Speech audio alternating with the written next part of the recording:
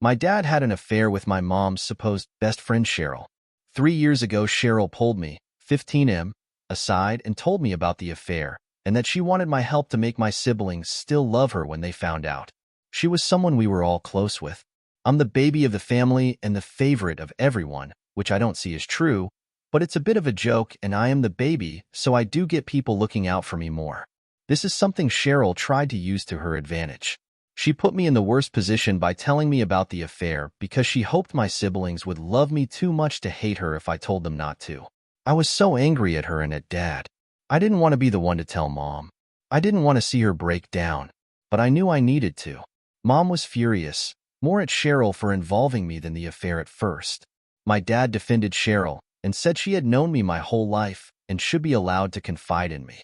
It turned into a really big fight. My siblings hated them more for trying to involve me too. During the divorce, we all said we wanted to stay with Mom.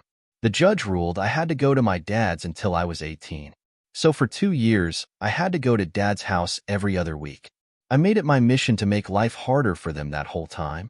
I refused to go along with the happy family shit they tried to pull, which only got way worse when Cheryl was pregnant, and they wanted to do a pregnancy reveal with me in it, and I said no. After the baby was born, they thought I would soften and would want to know their baby. I didn't. The last time I was at their house, Cheryl was pregnant again. I turned 14 and stopped going. I refused to answer texts from them either. Can't block my dad until I turn 18. My siblings have them both blocked, and they refuse to engage with them. Cheryl and my dad's families are living closer to them now, and both ask about us and why we're not around. Dad's family have tried to reach out and get me to reconcile, but I told them it would not happen and I hate my dad. Cheryl confronted me while I was at the mall the other day. She followed me into different stores and said I have 2 younger siblings I should know and that I loved her before, so I should stop punishing her and Dad and start being more respectful. I had enough when I realized she wasn't going to walk away, and I told her she's disgusting and repulsive for trying to use me to her advantage. A 12-year-old kid, when she was having an affair with Dad. I told her I would never show her any respect, and she and Dad could explain to their kids why they'll never be part of mine or my siblings' lives. But I'm not going to let them guilt me into anything. She has used Dad's phone a bunch since then, and I got over 100 texts already. Mom told them to stop, and bullying a child after all they did makes them look even worse. The response back was I'm a disrespectful child who should be taught better. Update. I can't get an order of protection based on this. There's a lot of stuff you need in order to get something like that in our state. You can't get it from a couple of incidents and several texts.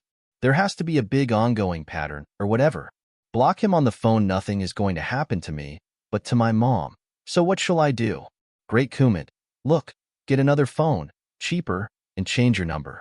You keep the old number functioning, the phone charged, and your father could communicate with you. But you get another number that only people who you trust have, and use it to communicate with them. That way you choose what message or call take, and you don't have to be bombarded by text from an obviously unhinged person. Another option is to mute the number your father uses. You don't block the number, but every time you receive a call or a message, it doesn't matter because your phone will not go off. You are NTA, by the way.